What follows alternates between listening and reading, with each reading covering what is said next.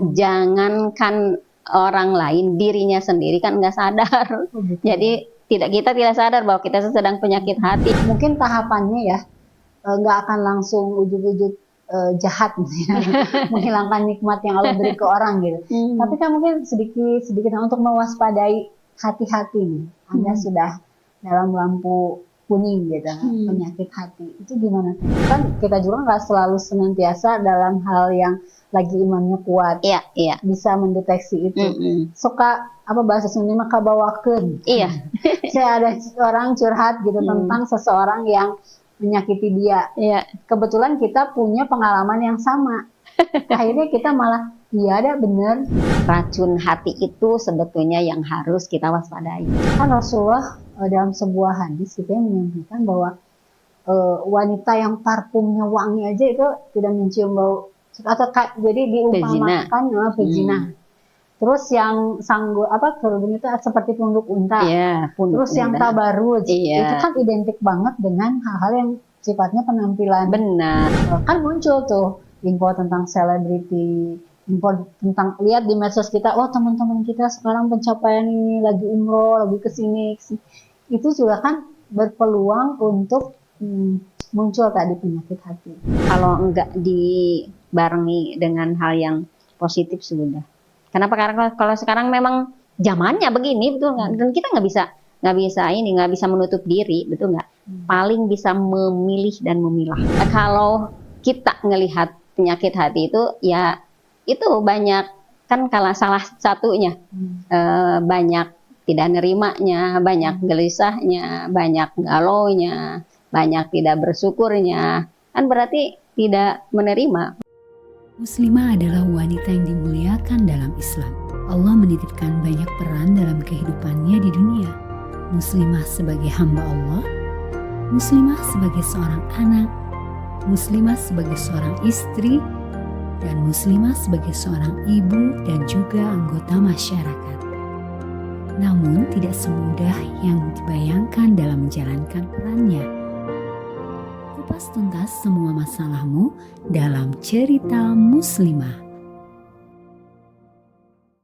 Assalamualaikum warahmatullahi wabarakatuh. Alhamdulillah sahabat MK bertemu lagi dengan saya kali ini dalam cerita Muslimah.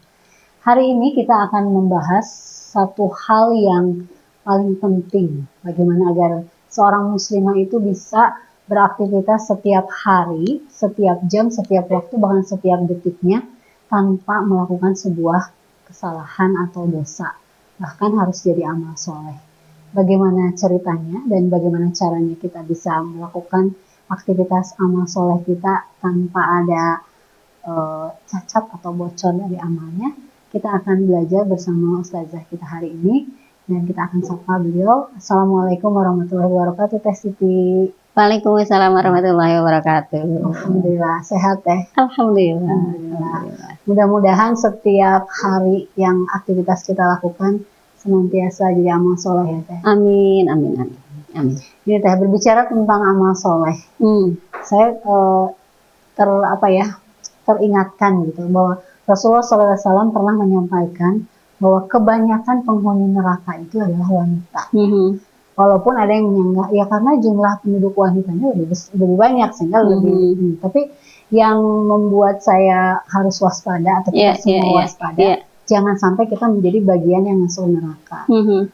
Bagaimana Teh kita memaknai hadis itu, atau seperti apa sih sebetulnya menjaga diri kita dari hal-hal yang bisa menjerumuskan ke dalam neraka? Alhamdulillah ya Teh Hesti. Dengan adanya hadis tersebut, kalau saya memandang gitu ya, itu sebetulnya motivasi untuk kita gitu ya, supaya kita tidak lengah dengan hal itu. Kenapa kan ngeri ya, kebanyakan gitu. Tapi bukan mudah-mudahan bukan jadi takut gitu ya, tapi justru jadi semakin termotivasi. Ya. Dan kalau kita sadari karena ya kesehariannya memang begitu ya, memang pantas gitu ya Rasulullah mengatakan begitu gitu, karena potensi binaraka ini itu banyak, bener nggak? tidak selalu baik-baik saja gitu ya 24 jam itu. Iya. Tapi yang paling pasti bahwa kenapa tadi Rasulullah mengatakan begitu kan salah satu penyebabnya itu karena memang kurang syukur ya. Dan itu kita banget gitu. Karena biasanya kadang kita suka melihat yang ada di orang lain, itu enggak? Tidak yang ada di dalam diri kita gitu. Rumput tetangga lebih hijau. Sok ngaku benar nggak muslimah gitu. Apalagi kalau yang masih muda-muda. Kalau emang yang tua nggak sama Nggak ada aja. jaminan deh. Ibu juga sama kayaknya. Sama. Cuman memang apa teh yang paling banyak dari sisi penampilan ya. Ya biasanya kan itu yang kadang seneng banget ya kalau gitu, apalagi kalau sekarang mah kan skincare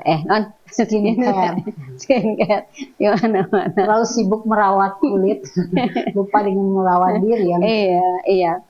Itu kan kuncinya coba kalau jadi ahli syukur mah enggak akan, pasti akan nerima apa adanya. Tapi kenapa kita sampai jor-jorannya ke sana kemari ya? Salah satunya karena memang kurang syukur. Jadi memang yang harus kita waspadai dari kurang syukur itulah akan muncullah berbagai macam penyakit hati ya, yang itu akan menjerumuskan kita gitu. Jadi nggak syukur itu bagian dari penyakit hati teh. Karena dia kalau nyambung dengan hadis tadi ya, bahwa kenapa wanita itu menjadi penghuni neraka karena dia nggak bersyukur dengan nikmat dari suaminya. Benar. Sebutannya ya bukan hanya dengan suaminya aja ya. Kenapa? Karena pokoknya intinya kurang syukur aja, benar nggak?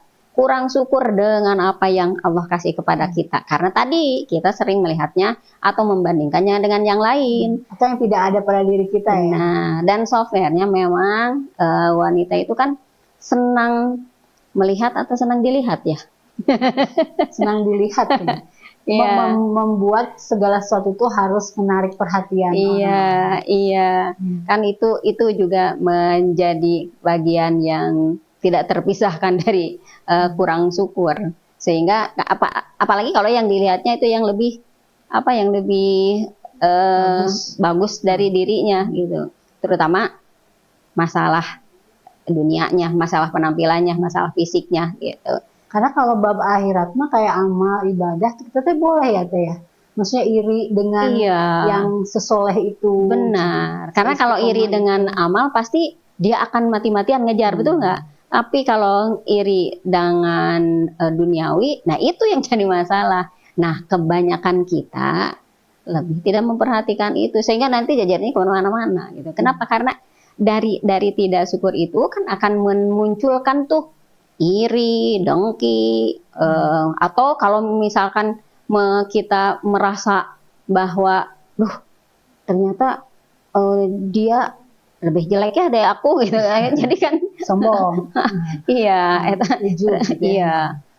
itu juga kan jadi kemana-mana gitu. Jadi sebelum ngebahas itu teh, definisi penyakit hati itu sebetulnya seperti apa? Kan kalau penyakit fisik ya jerawat, sariawan kita bisa ngedeteksi. Kalau penyakit hati itu gimana cirinya teh? Benar. Dan yang jelas kalau penyakit hati ya itu namanya juga hati ya tersembunyi. Sehingga jangankan orang lain, dirinya sendiri kan nggak sadar. Jadi kita tidak sadar bahwa kita sedang penyakit hati gitu. Padahal dari ciri-cirinya itulah penyakit hati kita gitu. Jadi kalau kita ngelihat penyakit hati itu ya itu banyak kan kalau salah satunya banyak tidak nerimanya, banyak gelisahnya, banyak galaunya, banyak tidak bersyukurnya, kan berarti tidak menerima. Padahal hati kan senantiasa membawa kepada ketenangan, betul nggak? Harusnya ya. Iya harusnya. Tapi kalau kita tidak nerima, jadinya ya itu kurang terus benar menderita ya pokoknya. Iya, jadi nggak bahagia, betul nggak? Gitu. Nah kalau jenis penyakit hati itu teh tadi ya, apakah penyakit hati itu muncul karena kita kurang syukur? Iya. Atau karena kita kebanyakan memandang? Iya. Atau kebanyakan ketemu orang? Atau inputnya penyakit hati itu masuknya dari mana teh? Iya, iya. Kalau hati di sini ya, dan Allah itu menciptakan tentara-tentaranya. Tentara-tentaranya hati itu kan ada panca indera, betul nggak? Ada mata, telinga, lisan. Nah, itu yang nampak gitu. Kalau itu kan di sini ya. Tapi ini dipacu dari sini, pacu dari sini, pacu dari sini. Jadi antara hati dan panca indera bersinggungan, apa tuh? Nyambung gitu. Iya, Ada sebab akibat. Iya, saya teringat seorang teman. Jadi dia itu punya tetangga. Jadi awalnya itu dari penglihatannya. Jadi katanya teh, aduh saya teh asa di neraka sampai dia pingin pindah. Kenapa? Karena pokoknya setiap saya beli apa tuh pasti pengen. Iya jadi kemana-mana gitu. Itu kan berawal dari sini. Sampai jadi bener ya apa yang sering katakan gini, nong gini aja. Ternyata kalau beli ada yang baru tuh, ya Gitu ya. Iya. Atau minimal mengomentarin ya. Iya. Kan itu awalnya dari itu ya, dari sini, akhirnya ke sini kan apa munculnya jadi dengki, atau jadi gibah, atau jadi hasad, betul nggak? Dan ya kalau sudah begitu ya sudah. Berarti dan itu biasanya akan ke mana-mana. Jadi Tina itu dari iri jadi suudon gitu. Jadi kemana-mana. Gitu. Makanya kita karena terlalu seringnya mungkin ya muncul hasad gitu ya. Jadi akhirnya pengen nikmat itu hilang. Benar. Atau minimal kenapa sih dia yang dapat itu? Seperti orang-orang yang nggak layak dapat nikmat itu. Benar. Menilai orang lain. Itu tuh bisa separah itu ya. Tapi kan mungkin tahapannya ya nggak akan langsung ujuk-ujuk jahat misalnya, menghilangkan nikmat yang Allah beri ke orang gitu. Tapi kan mungkin sedikit untuk mewaspadai hati-hati nih. Anda sudah dalam lampu kuning gitu, penyakit hati. Itu gimana teh? Alarm dari diri kitanya seperti apa? Iya, sebetulnya kalau kita sudah sudah merasa nggak enak gitu sudah alamat tuh gitu. Apalagi maaf ya, jadi nggak ingin ketemu, kenapa coba nggak ingin ketemu, atau jadi beda, pasti ada sesuatu, betul nggak? Nah, kalau nggak ada apa-apa mah biasa-biasa aja tuh nggak. Jadi kalau tadinya nyapa jadi nggak nyapa kan otomatis ada something wrong, ada sesuatu gitu. Atau yang tadinya suka senyum jadi tidak senyum, kenapa coba? Karena berarti ada perubahan dari sikap kita gitu. Iya. Karena kalau nggak ada apa-apa ngapain juga, betul nggak? Gitu. Dan ternyata setelah itu, kenapa? Karena saya misalkan kesel gitu kan? Nah, kesel kan berarti di dalam hati gitu. Dan kenapa kayak kesel? Ya karena kadang kita tidak suka kalau dia misalkan kalau misalkan di pekerjaan mah ya, kenapa dia yang harus diangkat sedangkan saya enggak gitu. Kenapa dia yang dipakai sedangkan saya enggak gitu. Kan itu kelihatan ya. Dan sehingga dari wajah terus juga dari apalagi bahasa tubuhan itu mah sangat terlihat jelas sekali ya. Banget gitu. Kalau nggak suka tuh ekspresif. Bener gitu. Sehingga itu sebetulnya sudah alarm. Kalau misalkan kita kenapa ya kok saya misalkan tiba-tiba ibu ini dapat hadiah, kayak kenapa ya? Udah halus langsung nolak, itu udah cincirining dia. Nah, benar. Mempertanyakan kenapa gitu, berarti tidak ada masalah. Tapi kalau berarti standarnya gini, kalau hati kita lempeng, ya udah, atau lempeng itu normal atau harusnya bersyukur. Itu level berikutnya. Atau gimana? Jadi menyikapi nikmat yang ada pada orang lain tuh kita gimana? Justru kalau kita ikut bahagia, seneng banget. Bahkan kita termotivasi. Kenapa ya kok jadi begitu? Bahkan jadi kitanya jadi lebih mengikuti ya apa yang dilakukannya itu bagus gitu. Tapi kalau jadi ngajetetet atau jadi jadi kitanya nggak produktif, itu udah sudah gitu. Dan punten ya, itu kadang tidak kita sadari. Tapi benar seperti apa yang dikatakan Teh Hesti itu, pelan tapi pasti. Sehingga sahabat MQ, kalau kita sudah ngerasa kok saya merasa tidak enak ya gitu. Itu tuh harus segera perbaiki. Kenapa ya gitu. Jadi jangan dibiarkan. Kenapa? Karena kalau dibiarkan kan kalau di dalam ilmu hati mah itu sudah titik hitam ya, betul nggak? Jadi kalau dibiarkan terus akhirnya ya itu. Jadi ngawujud dalam bentuk ya tadi nggak mau nyapa atau bilang ke yang lain mencari gitu. teman gitu ya. Benar. Untuk mendengki seseorang. Benar. Itu tuh gimana ya Teh? Jadi kalau ini kita perempuan ya, misalnya kan kita juga nggak selalu senantiasa dalam hal yang lagi imannya kuat, iya. bisa mendeteksi itu. Suka apa bahasa Sunda mah kabawakeun. Iya. Saya ada orang curhat gitu tentang seseorang yang menyakiti dia. Iya. Kebetulan kita punya pengalaman yang sama. Akhirnya kita malah iya ada bener. Nah itu sebenarnya indikator sebetulnya. Kalau kita ngomong gitu, kenapa kita menginikan gitu? Harusnya kalau kita nggak baik-baik saja hati kita, bisa jadi kan itu nggak bagus ya. Berarti kan kalau benar berarti gibah, benar nggak? Ya. Kalau nggak berarti fitnah, betul nggak?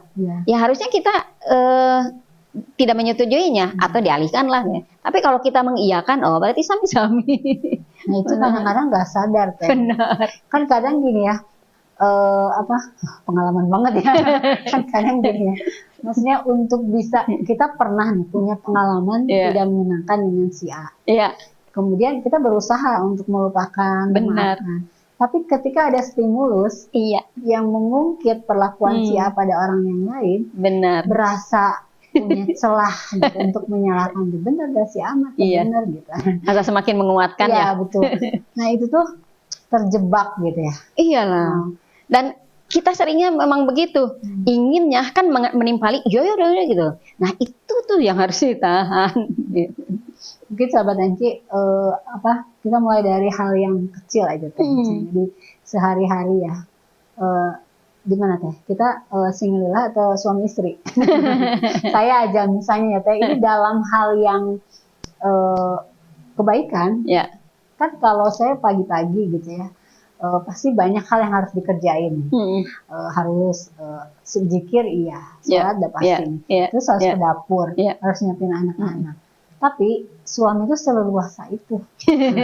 Zikirnya mau berlama-lama, mau suruk, mau ngaji 1 juz ini. Kok enak banget ya jadi suami ya.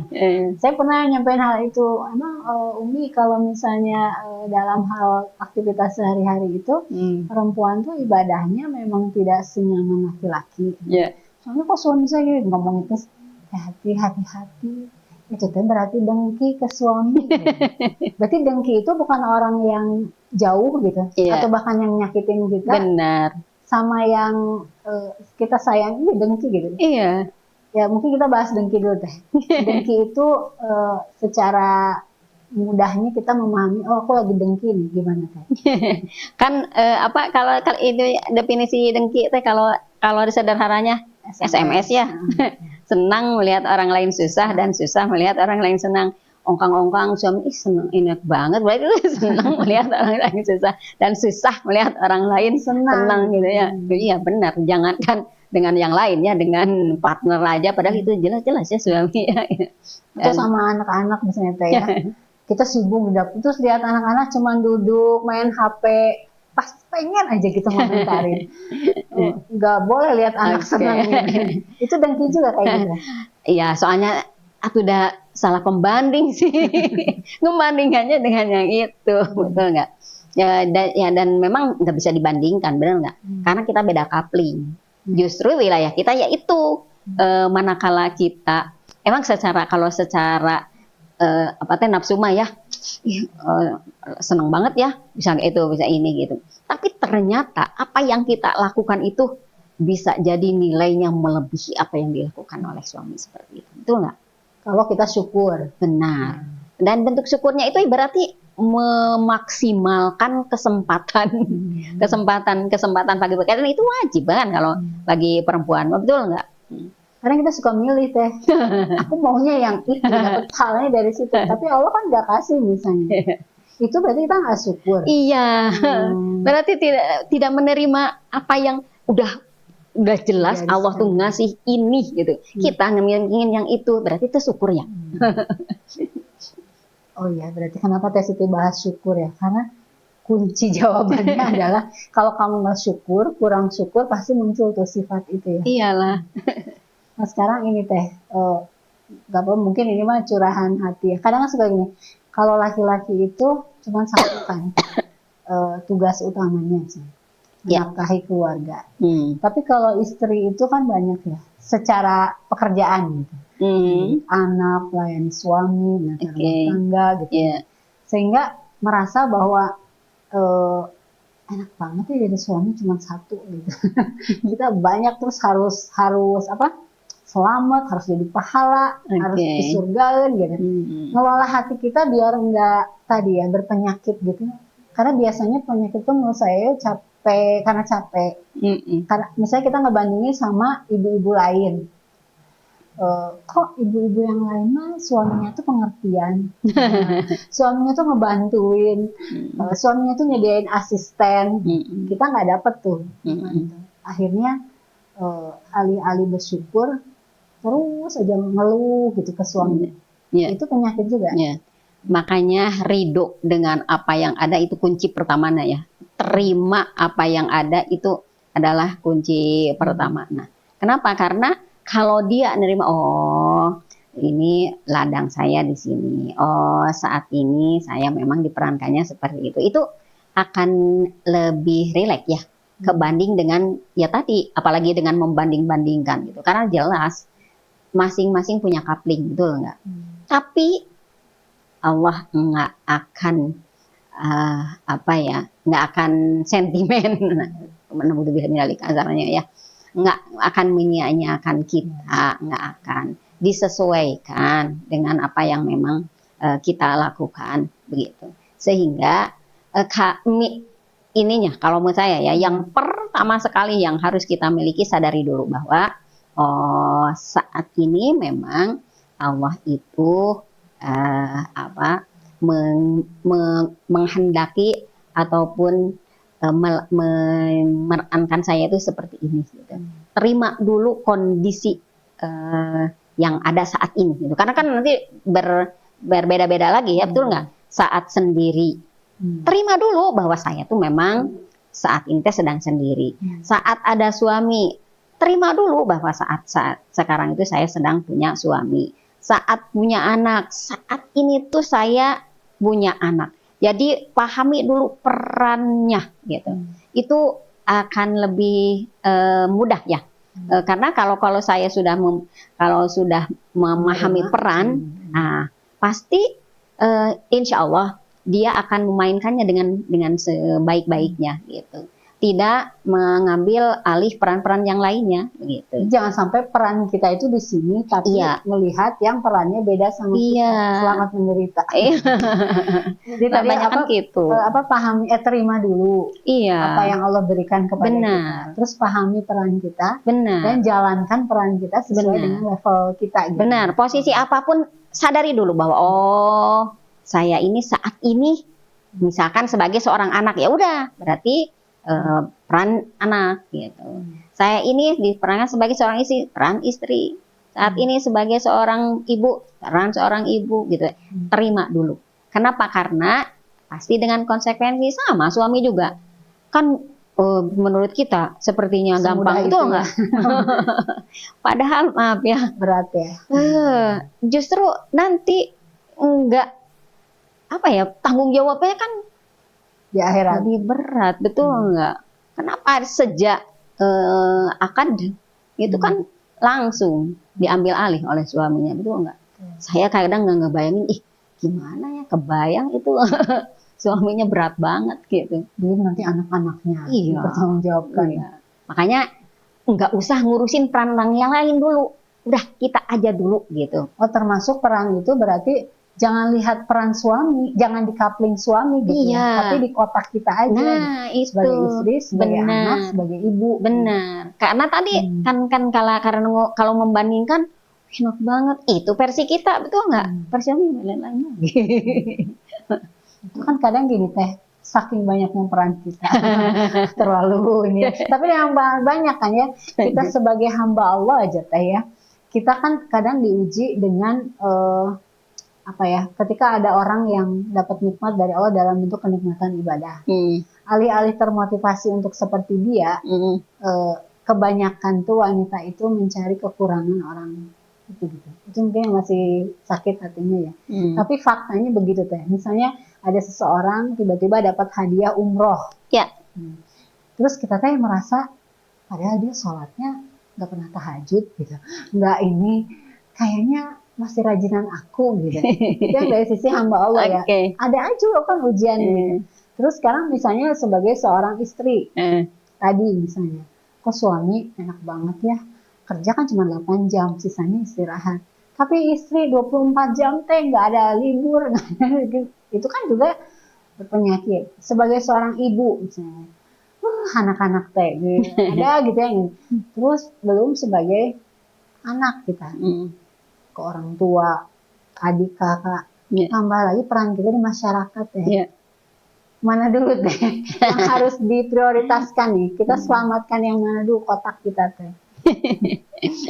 Yang jelas kalau ingin selamat mah pasti sebagai hamba Allah dulu, karena itu akan yang menjiwai semuanya gitu. Dan karena itu yang ini hanya yang paling utamanya. Karena kalau kita sudah sadar bahwa peran saya harus baik, pasti kan kalau ke manusia mah saat ada aja, betul nggak? Tapi kalau ke Allah setiap waktu, ya sehingga mau ada mau enggak pasti itu akan berefek, betul nggak? Kalau hanya ke orang saja saat orang ada aja, betul. Dikala nggak ada orang gitu. Tapi kalau sudah ke Allahnya di saat ada, di saat nggak ada juga seperti itu. Di saat suami nggak ada karena kita berhadapannya dengan hukum Allah gitu ya. Pasti akan jadi pengerem, betul nggak? Nggak akan ada bedanya gitu ya. Benar. Kualitasnya tapi yang paling sama. Benar yang harus diwaspadai ini aja. Kalau seperti tadi ya, mau dalam hal ibadah, mau dalam hal apapun, pokoknya kalau di hati kita sudah ada, apalagi tadi rasanya harusnya aku sih yang umroh itu, nah, kan berarti itu kan udah sombong, betul nggak? Nah, itu berarti kan penyakit hati. Berarti double. Dengki ada, sombong ada gitu ya. Iya. Nah, merendahkan orang lain, kalau merendahkan orang lain itu apa tuh? Sombong. Merasa diri lebih, merendahkan orang lain. Iya, benar. Yang jelas kalau menurut saya mah, ya itu yang harus kita deteksi dulu ya.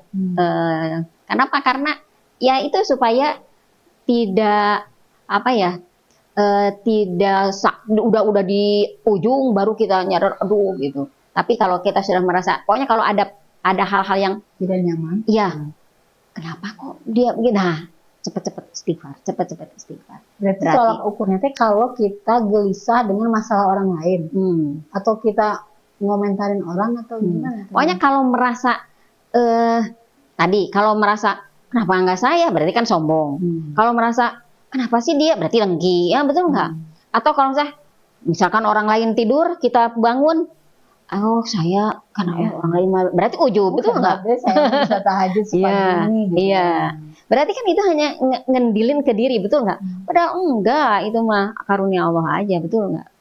Yang bisa begitu tuh. Gitu. Terus itu tuh kenapa teh muncul si rasa itu ya? Apakah kita kurang zikir? Ya. Kurang paham ilmu? Atau kurang latihan? Ini yang harus diwaspadai tentang racun hati. Kalau racun biasanya akan menyembuhkan, akan menyehatkan atau mematikan. Racun. Ya. Racun hati itu sebetulnya yang harus kita waspadai. Racun hati, apa racun hatinya? Mulai dari banyak bicara, banyak memandang, mulut, mata gitu. Iya. Banyak bicara, banyak memandang, banyak makan. Nah itu sebetulnya bibit-bibit tuh. Itu kenapa? Racun atau peluang? Racun. Kalau racun itu kan berarti akan mematikan kan. Racun itu kan bahkan berarti akan bukan menyehatkan, tapi akan jadi penyakit, betul nggak? Dan penyakitnya bisa sampai mematikan, betul nggak? So dari memandang tadi kita ngelihat oh penampilannya bagus tuh. Nah, jadi kan masuk ke sini kan. Tuh, jadi penyakit hati, betul nggak? Atau dari makan kenyang, jadi malas ibadah, betul nggak? Akhirnya yang banyaknya adalah hawa nafsu, betul nggak? Sehingga ya wajar lah kalau Lalai gitu ngeliat. ya, kalau malas banyak makan tuh bawaannya lalai ya. Benar. Males Jadi ibadah. pinginnya mager, betul nggak? Nah, dan kalau sudah mager males lah. Atau kalau tadi banyak itu ya, banyak memandang atau banyak bicara ya, ya terutama Banyak bicara. perempuan. Kalau banyak bicara biasanya kan rada ngaco. Banyak, berarti ada porsi yang sehatnya ada. Memandang, berbicara, Iya. dan makan tuh Iya. ada porsi normalnya Benar, gitu. benar. Kalau Ya banyak kalau ini over mah dosis. ya banyak. Atau sedikit-sedikit bicara, sedikit-sedikit tidur, sedikit-sedikit memandang. Tapi kalau sedikit makan, sedikit tidur, sedikit bicara, bagus. Kalau Jadi sedikit jangan 2 kali ya. Sedikit, jangan sedikit-sedikit. Benar, seperti haji-haji. Kalau haji bagus, tapi kalau haji-haji gitu. Ya, dan itu yang akan menjadi penyakit hati. 3 tadi ya. Gitu. Banyak memandang, banyak bicara, banyak makan. Banyak bergaul juga salah satunya. So, kalau banyak bergaul, kan apalagi kalau gaulnya sekarang kan banyak ibu-ibu sosialita ya. Anak-anak ada sosialitas. Remaja juga gaul teh. Iya. Iya, apalagi kan sekarang mah di medsos kan udah bisa gabung-gabung gitu ya. Nah, udah itu sebetulnya yang harus diwaspadai. Kenapa? Itu yang akan menguatkan penyakit hati. Karena kalau racun pasti berpenyakit, betul nggak? Kalau berpenyakit bisa mematikan. Kalau sudah, kalau sudah mati hati ya, Itu ada penawarnya berarti. jelas. Kalau ada racun berarti ada penawarnya. Benar. Ya itu tadi kalau penawarnya berarti sedikit kan bicara. Kan jangan sedikit-sedikit bicara, sedikit bicara. Kalau sedikit-sedikit makan, sedikit kan makan. Lewat apa? Saum, betul nggak? Kalau sedikit memandang gimana? Menundukkan pandangan. Iya. Jadi tidak apa teh sok aja sekarang. Apalagi kalau wanita itu kan punten ya, memang ini yang banyak, betul nggak? So lihat aja kenapa kadang jadi maaf ya, jadi pingin ini pingin itu karena dari situ. Itu bagus banget ya bajunya, tasnya berapa ya gitu kan, dari sini, betul nggak? Dari yang dilihat nih.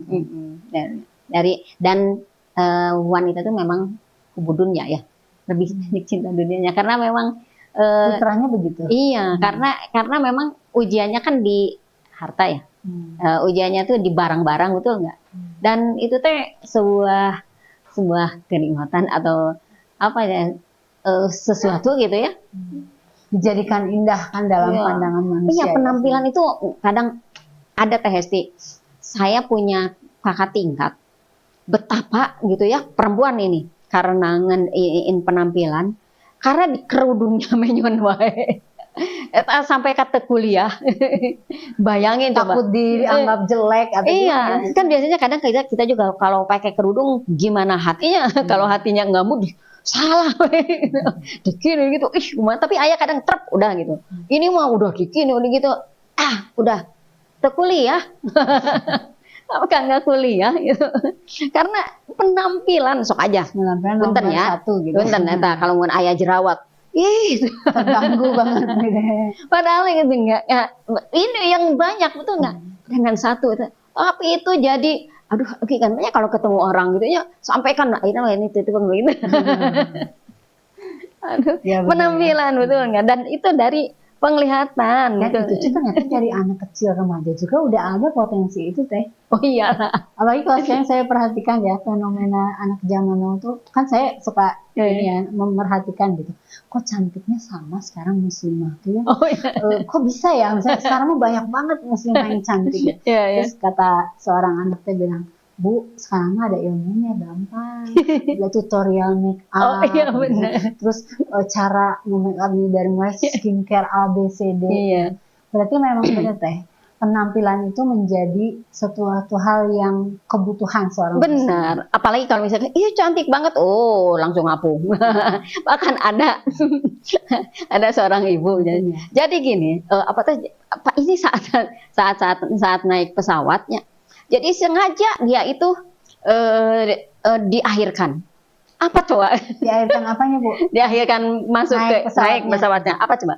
nanti nunggu dipanggil. Kan kalau dipanggil teng teng teng teng teng teng. Jadi orang-orang Jadi memperhatikan pusat perhatian. kata-kata iya. Ada gitu, berarti benar memang penampilan gitu. Kan nanti dipanggil jangan gitu. Oh, teng teng teng teng teng teng teng kan orang-orang cenderung melihat. Oh, gitu berarti benar. Tapi itu fitrah ya. Wanita itu ingin diperhatikan, ingin Benar. menjadi pusat perhatian. Benar. Nah, yang menarik ini Teh, kan Rasulullah dalam sebuah hadis gitu yang menyampaikan bahwa wanita yang parfumnya wangi aja itu tidak mencium bau atau jadi diumpamakan berzina. Terus yang kerudung itu seperti pungguk unta. Iya, Terus yang tabaruj Iya. itu kan identik banget dengan hal-hal yang sifatnya penampilan Benar. wanita. Iya. Tapi kan, nah itu fitrah dia pengen cantik dan diperhatikannya tuh gimana Teh? Ditekan, disalurkan atau gimana? Kan bukan berarti tidak berdandan, bukan berarti tidak bukan tidak menarik ya, tidak bersih, bukan berarti tidak bagus, Tidak betul rapi nggak? gitu Ya bukan berarti tidak rapi, betul nggak? Tapi yang ada yaitu tadi pingin dilihat orangnya, gitu. Ya kalau niatnya justru ini adalah sebagai salah satu untuk membahagiakan diri dan juga sebagai syukur ya. Bentuk syukur itu kan kita memanfaatkan dengan apa yang Allah berikan. Misalkan Allah berikan kita tubuh, kita pelihara dengan mandi, dengan bersih, pakai pakaian yang bersih juga. Tapi bukan berarti harus tadi tabarut, betul kan? Karena yang dilarangnya itu kan berlebihannya itu, betulnya ingin dilihat menariknya itu, bukan dandanya, bukan, itu nggak tidak ada larangan dandan, tidak ada. Nah, hanya kebanyakan apalagi kalau yang belum nikah, sebetulnya kalau mau jujur itu untuk siapa? Katanya Teh, ini untuk apa Teh? Cina untuk membahagiakan diri, benar enggak? Kalau untuk membahagiakan diri kan tidak harus, maaf ya, segala diterapkan, tidak berlebihan, betul enggak? Dan kelihatannya itu, kalau ada yang itu kecewa, betul enggak? Ih, padahal saya sudah ini, tidak ada yang memuji.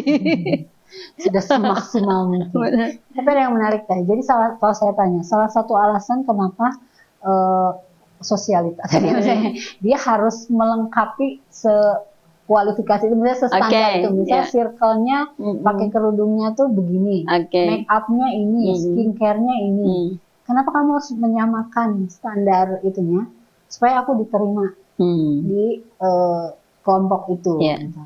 Tapi sebaliknya kan ada orang yang misalnya aku tuh insecure, saya nggak sanggup untuk bergaul dengan ini, akhirnya dia menutup diri, mengurung diri. Nah, itu juga penyakit ya? Iyalah. Makanya kan yang Allah pandang itu kan bukan wajahnya, bukan penampilannya, itu, tapi hatinya. Karena kalau hatinya sudah bersih, ya, mau bergaul dengan siapapun juga nggak jadi masalah, betul nggak? Karena yang ada bergaul itu justru amal soleh, betul nggak? Kita bisa berbagi, betul nggak? Jadi nggak melulu ke penampilan.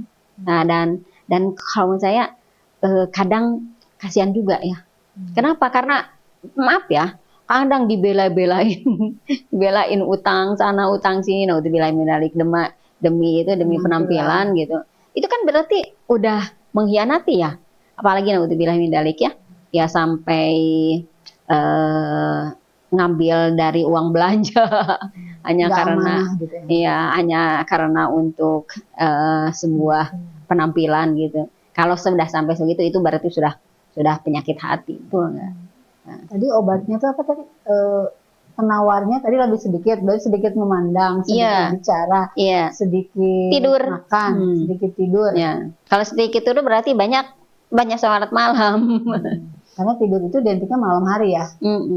Kalau siang mah ikhtiar gitu, berusaha belajar. Kalau jadi karena gini, sedikit tidur kan berarti harus begadang Teh.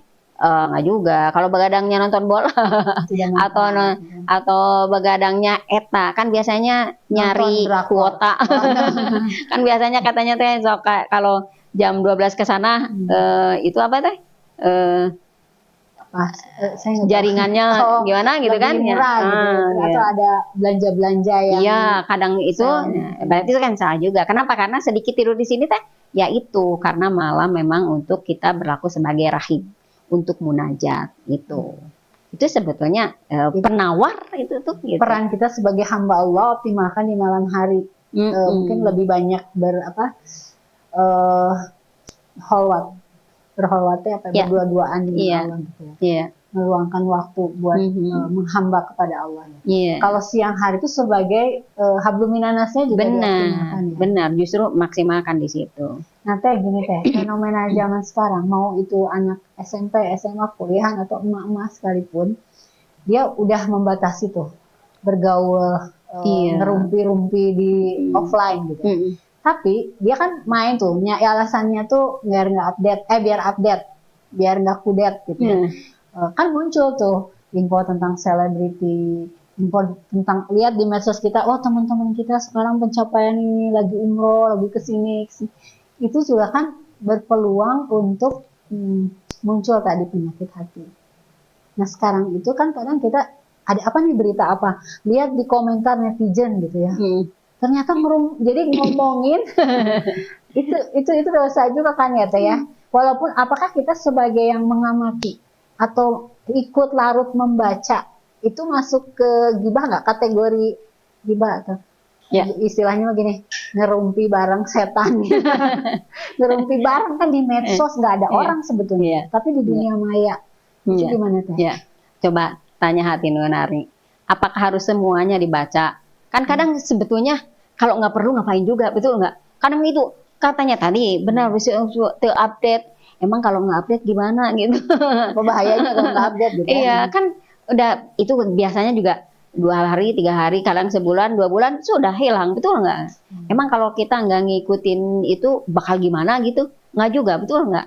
Tapi bukan berarti kita menutup diri tidak tahu sama sekali, nggak juga gitu. Tapi jangan sampai itu jadi melupakan peran kita yang utama gitu. Sampai suami dibiarin, anak-anak dibiarin gitu, rumah teka urus terus mantengin medsos gitu. Kan itu udah nggak sehat, betul nggak? Dan itu juga yang terkadang jadi protes anak-anak. Ya. Mamaku kan itu terus. Jadi main HP terus, gitu. Iya. Ibunya nonton terus. Gitu. Benar.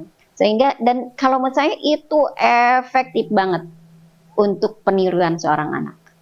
Tidak bicara, tapi itu teladan.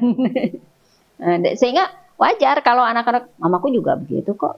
Banyaknya begitu gitu. Memang itu tidak dikatakan, tapi itu dan peniruan biasanya apa teh yang dilakukan itu biasanya lebih ini ya lebih kena efektif. Ya. Apalagi kalau sekarang ya Allah, kalau enggak dibarengi dengan hal yang positif sudah.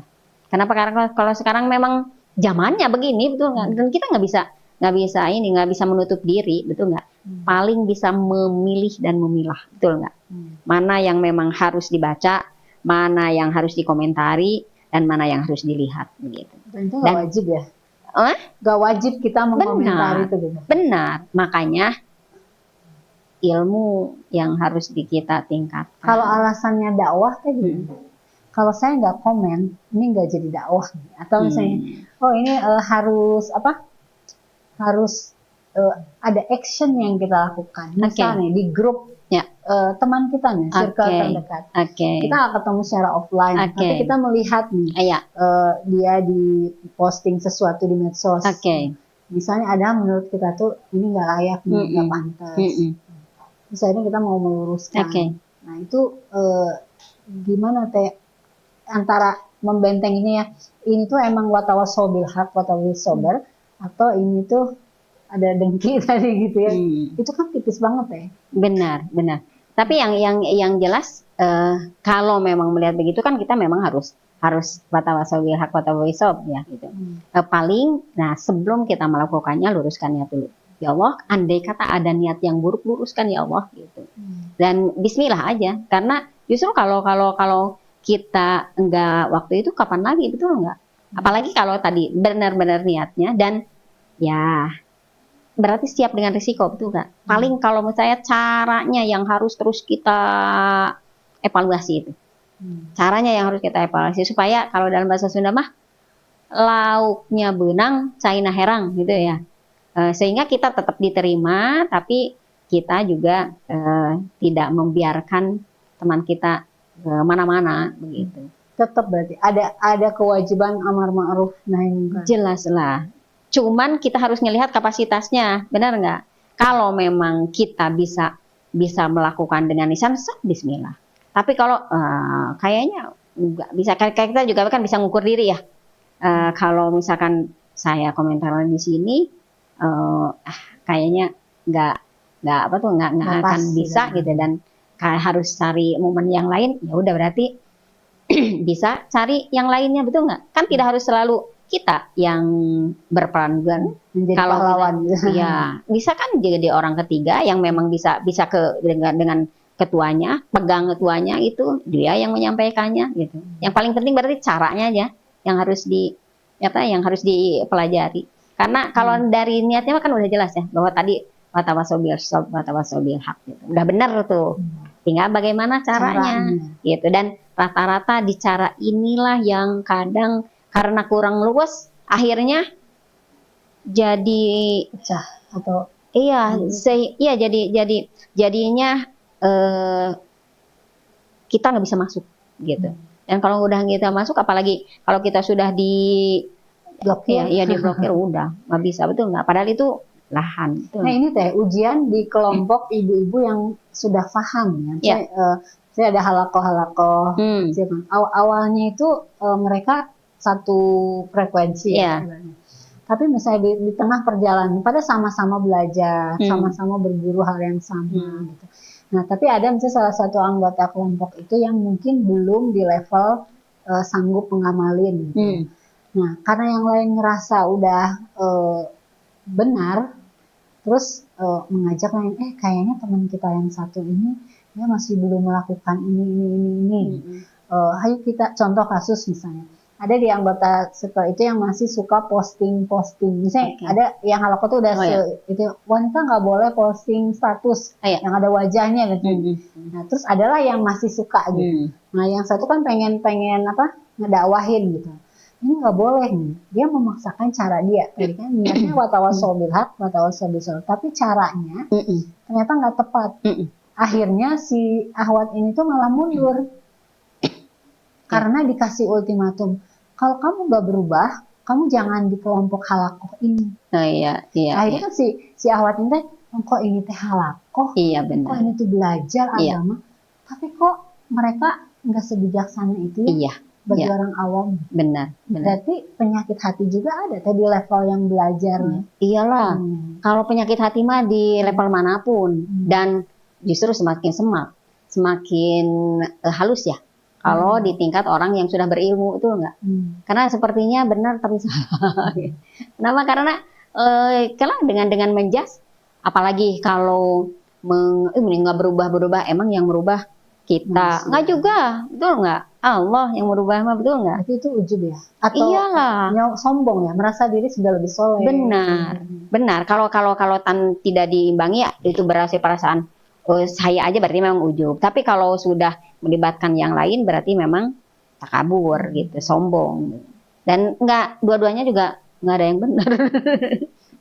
Jadi yang benar yang gimana?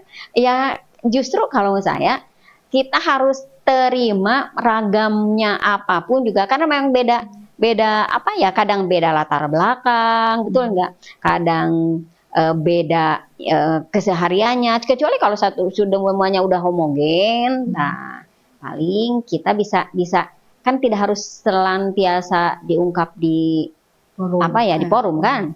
Ada saatnya kalau memang harus privasi, ya face to face lah gitu, berdua, sehingga pokoknya kalau udah menyinggung yang rada-rada sensi gitu ya sudah, ini mah kayaknya wapri aja dah gitu.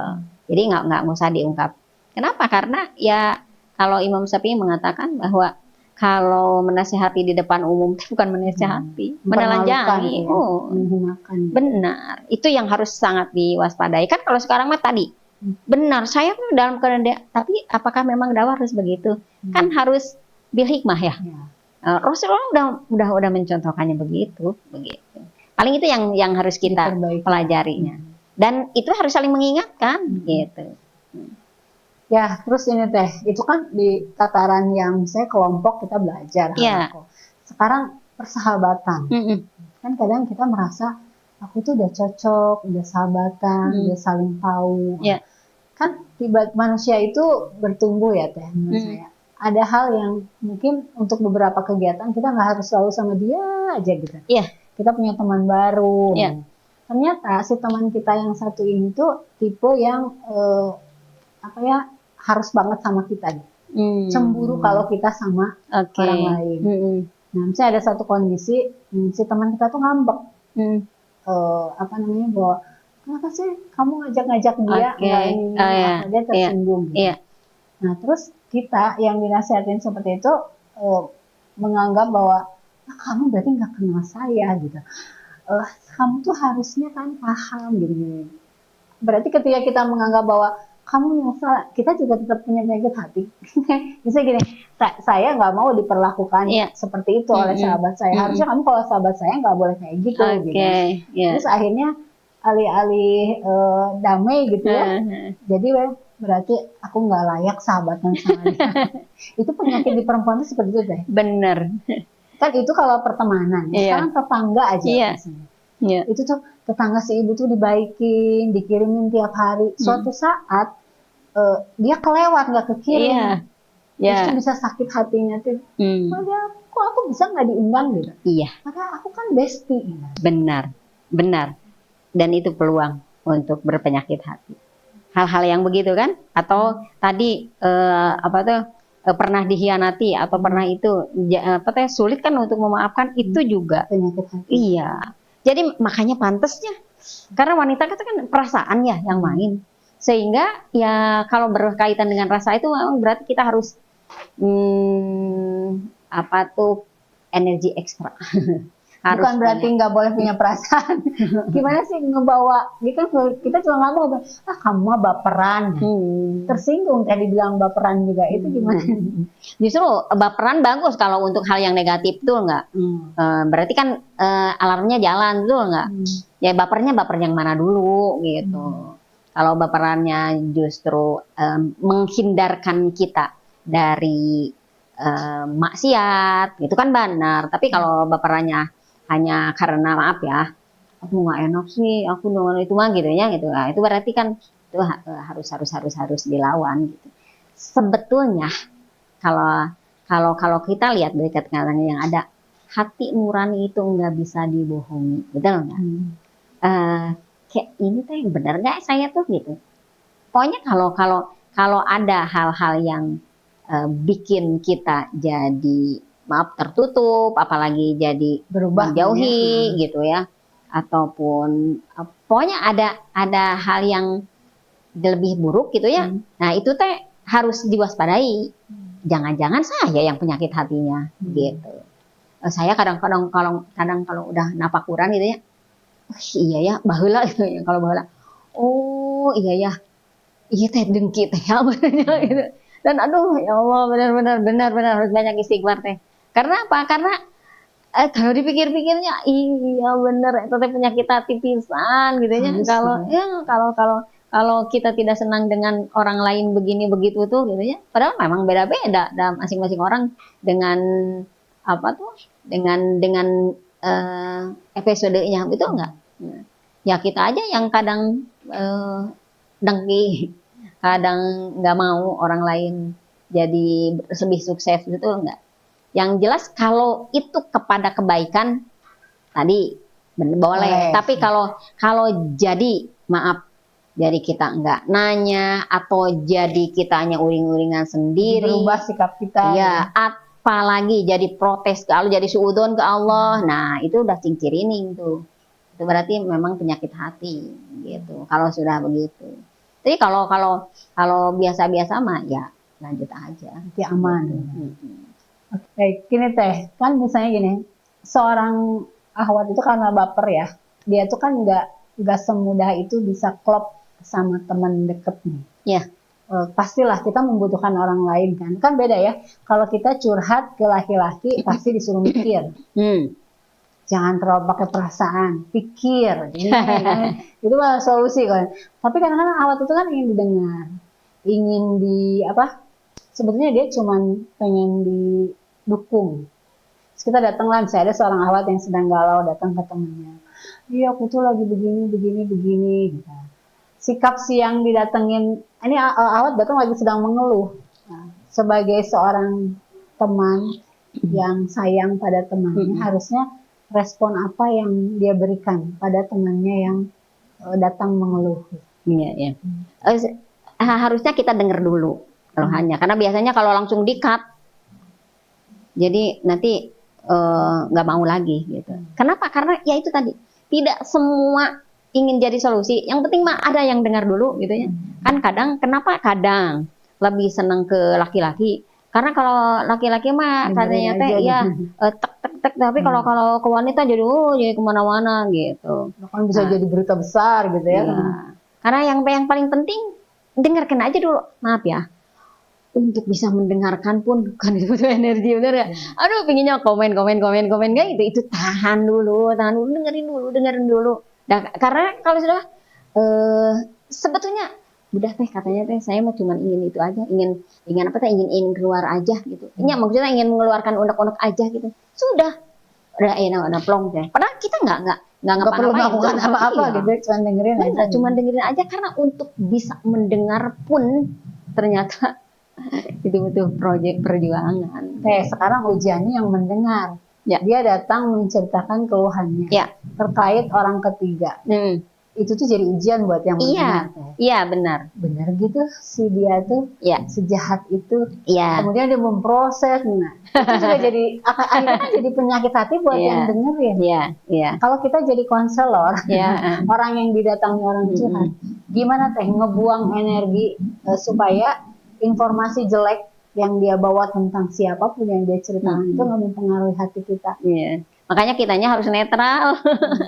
Karena kalau nggak netral pasti, apalagi maaf ya, kalau dibawa ke hati, ke hati, itu kan hanya sampai sebatas itu aja, ya udah, nggak usah apalagi sampai jadi pikiran gitu. Itu yang membuat jadi gitu ya. Kan itu, apalagi itu masalah orang, ya betul nggak? Ya sudah di situ aja gitu. Dan ya tidak harus apalagi jadi dibawa kemana-mana, ya dibawa ke rumah. Yuk tadi enggak juga gitu. Karena perempuan gitu kan. Ya kebanyakan gitu ya. Dia dapat nih dari temennya. Minimal dia keluarkan lagi itu ke suaminya. Ayah tahu nggak? Ternyata si ibu Atu ya.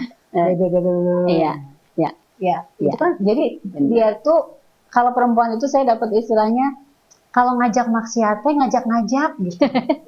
Tapi kalau bapak-bapak, misalnya dia melihat suatu kemaksiatan atau hal yang mengundang dosa, udah diem jadinya. Tapi terus istrinya tuh maksa-maksa, apa sih Pak, ketawa sendiri, apa udah enggak, jadi bapak mau gitu.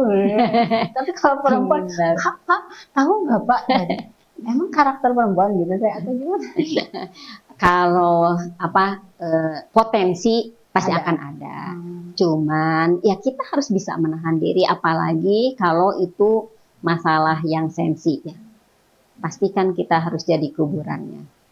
Saya kadang banyak menyimpan yang itu sudah puluhan tahun, bahkan katanya teh saya mau mendam ini sudah 42 tahun. Dan ini baru diungkapkan sekarang, begitu ya Bu gitu. Dan ya betapa gitu, bayangkan itu menyimpan derita selama puluhan tahun gitu. Karena ya itu nggak percaya ke orang. Maka manakala kita dipercaya tuh jaga kepercayaan itu, betul nggak? Dan jadi alhamdulillah Allah tuh milih kita, betul nggak? Berarti itu juga amanah dari Allah. Ya dia, betul nggak? Jadi kita harus jadi kuburannya aib orang lain. Iya, dan itu yang harus dilatih.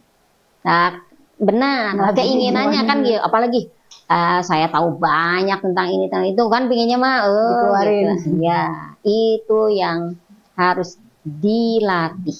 Karena kuncinya untuk penyakit hati itu memang selain introspeksi diri ya, terus kita deteksi, kenapa kita begini? Apa ini teh?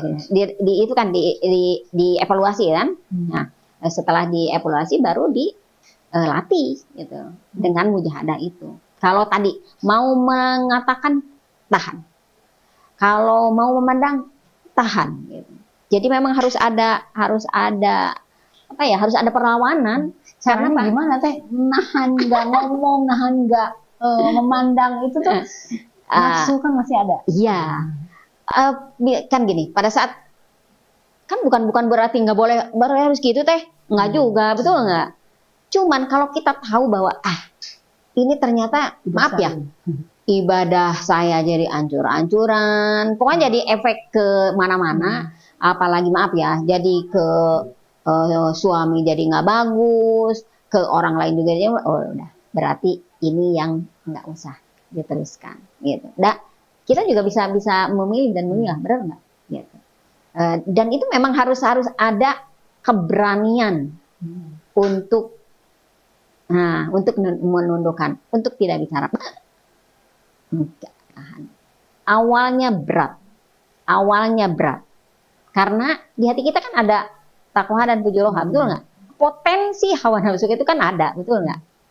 Sehingga wajar kalau itu tuh memang perjuangan hari-hari kita, gitu. Sampai mati. Dan itu 24 jam, betul nggak? Kita terus aja diuji dengan itu, betul. Tapi itu akan justru kalau kita berhasil, itu yang akan melesatkan kita, betul nggak? Yang Allah nilai kan bukan penampilannya, bukan rupanya, tapi hatinya. Dan hati kan nggak bisa kelihatan begini, betul nggak? Karena ini yang memotivasi kan ada sebuah ayat ya, bahwa akan ada satu hari di mana harta dan anak-anaknya tidak berharga, kecuali hanya yang memiliki hati yang selamat yang dapat berjumpa dengan aku. Benar. Mungkin motivasinya itu ya, kenapa saya harus membersihin hati sekuat ini? Gitu. Karena aku mau berjumpa dengan Allah gitu. Benar. Aku mau dapat nikmat itu. Benar. Gitu ya. Dan hati itu menjadi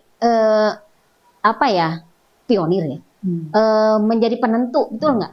Karena kalau hati kitanya sudah nggak sehat, apalagi tadi sakit, jelas pasti itu akan kemana-mana, betul nggak?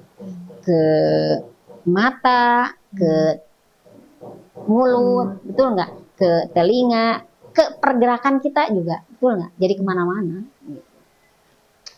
Sebuah perjuangan yang luar biasa, Masya Allah ya. Jadi apakah kamu akan apakah kamu yang tentang masuk surga itu padahal belum datang ujian kepadamu? Apakah kamu mengira akan masuk surga padahal belum datang ujian kepadamu? Jangan tunggu ujian yang berat-berat, tapi ujian yang kecil-kecil kayak gitu ya, ngeberesin hati, menata hati kita, beresnya nih ujiannya gitu. Iya, itu aja ya. Dan PR kita saat ini tuh, ayo kita introspeksi diri masing-masing. Kira-kira penyakit hati saya apa ya, gitu. Ya, tulis di situnya. Kalau masih banyak meremehkan, berarti masih sombong kene, gitu. Kalau melihat orang lain nggak senang, berarti iri gitu. Kalau hanya melakukan karena karena seseorang, berarti ria gitu kan. Itu harus harus berani ngaku dulu, harus buat checklist gitu ya. Kan kita pahami dulu ya, penyakit hati itu A, B, C, D, dengki, ria, sombong, ujub gitu ya. Benar. Terus aku dengki gimana capaiannya gitu. Jadi memang harus serius ya, Teh. Benar. Dan kalau masalah hati jangan jangan berpikir keluar. Misalkan yang suka ngomongin tes ini gitu, udah sama gitu. Tapi ini mah ke diri gitu, supaya kita nemu bahwa penyakit saya ini begitu. Dan kalau berjuang dengan penyakit hati itu sampai akhir hayat, Semakin kita banyak ilmunya, banyak kebahagiaannya, banyak nikmatnya, semakin banyak pula ujiannya, ujian hatinya terutama. Gitu. Ya, betul. Makanya wajar kalau Rasulullah perbanyak istighfar, perbanyak istighfar, perbanyak sedekah, perbanyak sedekah. Gitu. Itu sebagai alternatif ya, sebagai salah satu yang bisa kita lakukan. Gitu. Dan yang paling penting memang menguatkan keimanan kita ya, menguatkan kedekatan kita dengan Allah ya, gitu. Karena kalau sudah dekat dengan Allah pasti dia akan sangat berhitung sekali mau melakukan ini. Aduh, Allah suka nggak ya ini, gitu. Karena apa? Karena di mana-mana kan malaikat raqib dan atid senantiasa mencatat. Jauh tuh ingat namanya, ya, tapi minimal mah. Tapi itu memang harus dihadirkan. Iya jelas. Kadang-kadang kita iman kepada malaikat, iman ada malaikat yang mencatat amal dan baik dan buruk kita. Tapi kok sepede itu melakukan dosa gitu. Seperti tidak takut dicatat gitu ya. Ya karena itu banyak kemaksiatan yang kita lakukannya sehingga alarmnya nggak jalan. Itu mungkin istilah semakin kecil noktah, makin banyak noktahnya dan nggak pernah dibersihin. Itu yang membuat jadi terbiasa ya. Dan itu berawalnya dari banyak makan itu. Karena kalau banyak kenyang kan jadinya males ke ininya. Karena ininya penuh gitu. Makanya begitu berindukannya amalan Ramadan ya. Iya. Karena Ramadan itu membuat kita bisa melakukan itu. Menahan pandangan, menahan mulut, menahan perut gitu ya. Dan mumpung sekarang bulan itu bukan Rabiul Awal, maka mari sahabat MQ dari sekarang sampai nanti Sya'ban kita minta ya Allah sampaikan kami ke Ramadanmu. Itu kan kebiasaan. 6 bulan lagi. Terasa ya, Masya Allah. 6 bulan menuju Ramadan. Ya, menuju Ramadan.